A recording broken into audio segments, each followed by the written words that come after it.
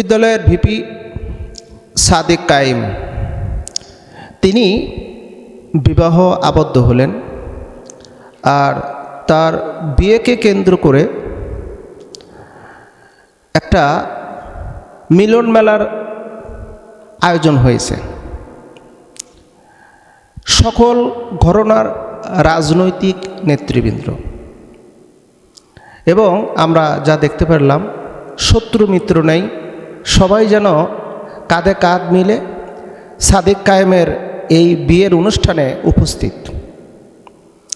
আমরা দেখতে পারলাম ইশরাক এমপি ইশরাককে দেখতে পারলাম আল্লামা মামুনুল হক, দেখতে পারলাম ইনকিলাব মঞ্চের মুখপাত্র জাবের সহ বিভিন্ন রাজনৈতিক দলের নেতৃবৃন্দ। বিয়েটা যেন একটা ব্যতিক্রম, সবার মধ্যেই যেন অন্যরকম একটা আনন্দ, অন্যরকম একটা ভালোবাসা, মায়া মহব্বত দিয়ে পরিপূর্ণ। আসলে তো এরকমটা হয় দরকার। যার যার অবস্থান থেকে সে রাজনৈতিক বিশ্লেষণ করবে, সমালোচনা করবে, কিন্তু দিনের শেষে সন্ধ্যার দিকে সবাই এক হবে, এটাই কিন্তু মূল বিষয়। সাদেক কায়েমের এই বিয়ের অনুষ্ঠানে আমরা যেই জিনিসটা খুব গভীরভাবে লক্ষ্য করলাম তা হলো সাদেক কায়েমের বিরুদ্ধে অনলাইনে বিভিন্ন লেখালেখি, কত লেখালেখি যার হিসাব নেই। অবশেষে কি হলো, এই সাদেক কায়েম বিয়ের অনুষ্ঠানে দেখা গেল যারা অনলাইনে লেখালেখি করেছে তারাও কিন্তু আসছে। অবশ্য সাদেক কায়েম একটা ব্র্যান্ড, মানে কেন বলতেছি, কী জন্য বলতেছি, আমার ঘরনার বলে আমি তার পক্ষে কথা বলতেছি না। আসলে সে কতটা সৎ, কতটা অনেস্ট, কতটা ন্যায় নীতিবান, এটা বাংলাদেশের মানুষ কম বেশি সবারই জানার কথা। সাদেক কায়েমের এই বিয়ের অনুষ্ঠানে আমরা ইশরাককে দেখলাম, তিনি তো সম্ভবত প্রতিমন্ত্রী, তাকে দেখলাম সে এবং সাদেক কায়েম যেন দুইজন যেন একই সুতোয় গাঁথা, এত অন্তরঙ্গ, এত বন্ধুত্ব।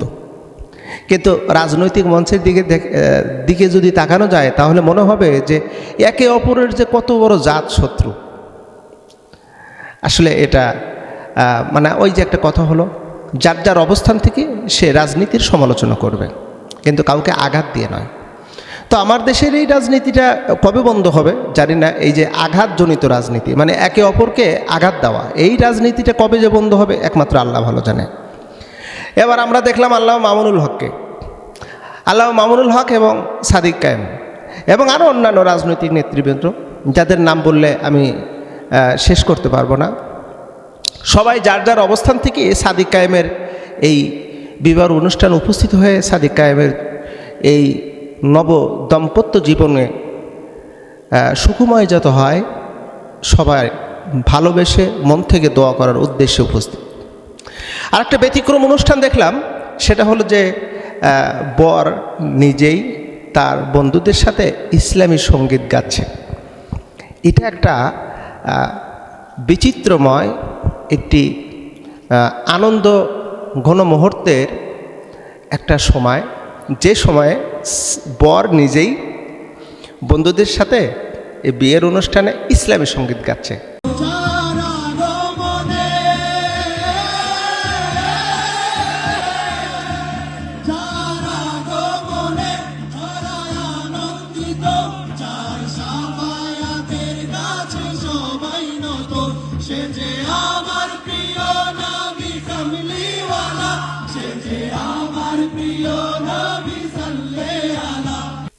চমৎকার।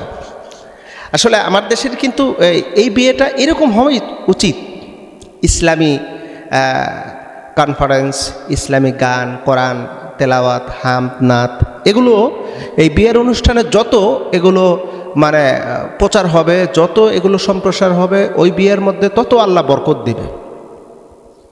সাদিক কায়েমের বিয়ের অনুষ্ঠানে ইসলামী গানের যেন একটা কনফারেন্স হচ্ছে। আমরা ভিডিও স্ক্রিপে দেখলাম যে সাদিক কায়েম বসে আছে। এরপরে বাংলাদেশ জামাত ইসলামের কেন্দ্রীয় সেক্রেটারি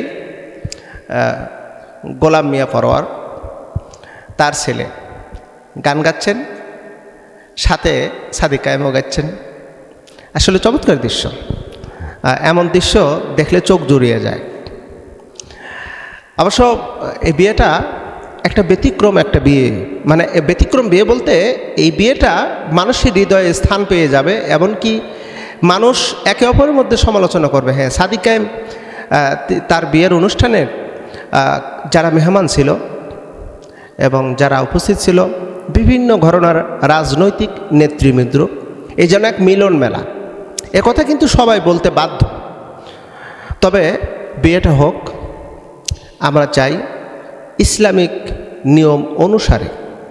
আর সাদিক কায়েমের দাম্পত্য জীবনকে সুখময় করার জন্য মহান রবের কাছে দোয়া করি, আল্লাহ পাক তাদের জীবনকে, নবদম্পত্য জীবনকে আল্লাহ পাক সুখময় দান করুক, আমিন।